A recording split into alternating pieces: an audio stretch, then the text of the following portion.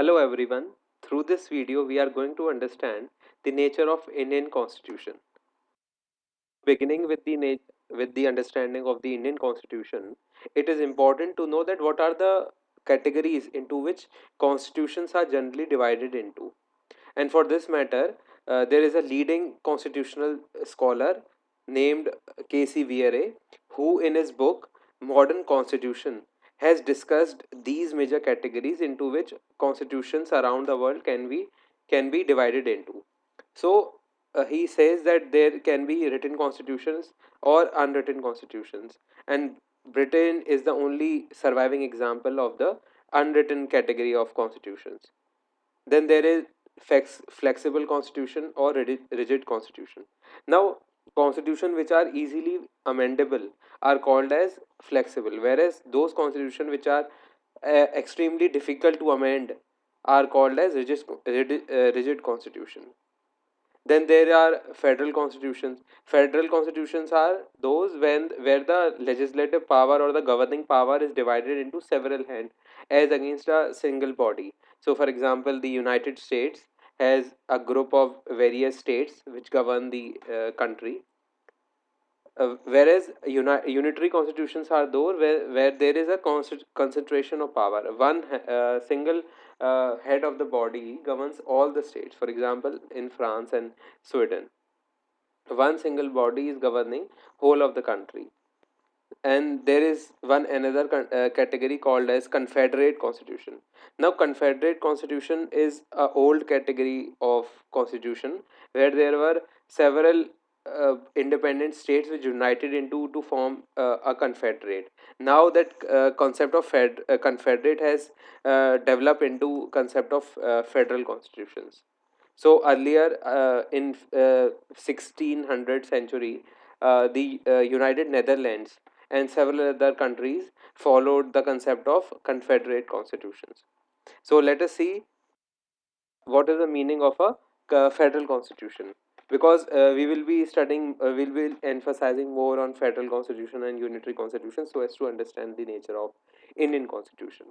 So a federal constitution, so in a federal constitution, the power are divided into there is a government for the whole country, and then there is government for parts of the country, and the power is proportionally divided. There will be some subject matter which will be in the hands of the central government or the union government, and there will be some other subjects of legislation which will be in the hands of the state legislature. Now the central government will have its own area of controlling, and the states will have uh, their own area of controlling.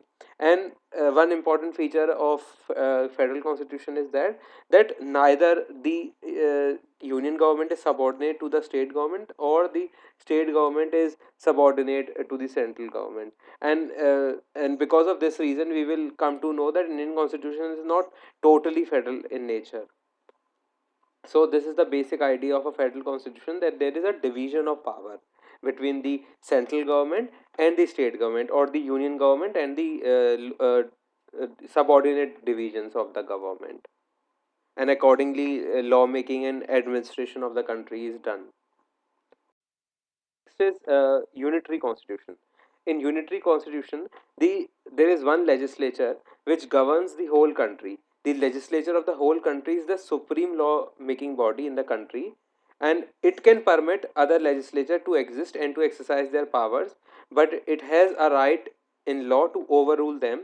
They are subordinate to it. So that is a concept of unitary legislature, where the supreme body or the main body will control the nation, and it may or may not allow the other bodies to legislate.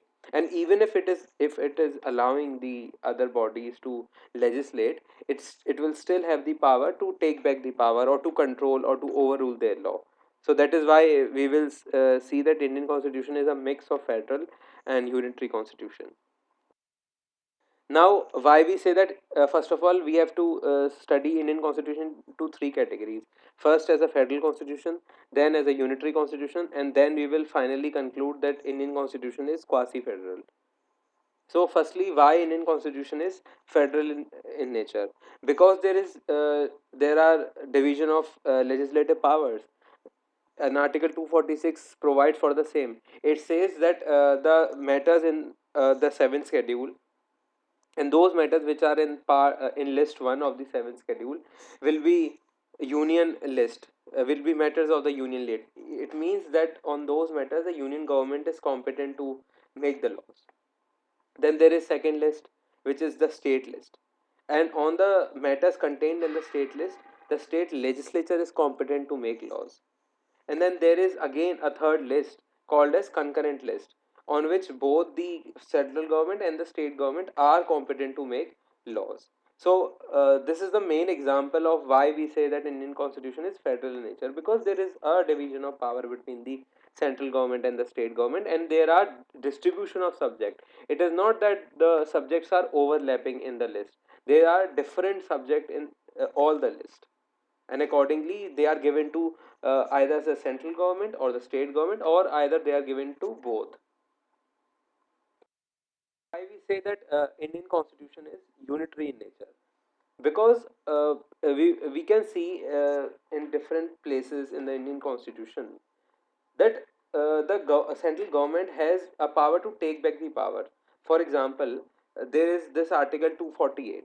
Now article 248 says that the residuary power, it means whatever is left to legislate, which is not specifically provided, will is with the central government. It means whatever is left is to be given to the central government by default. So this is a unitary feature of the Indian constitution. It is by default giving some power to the central government.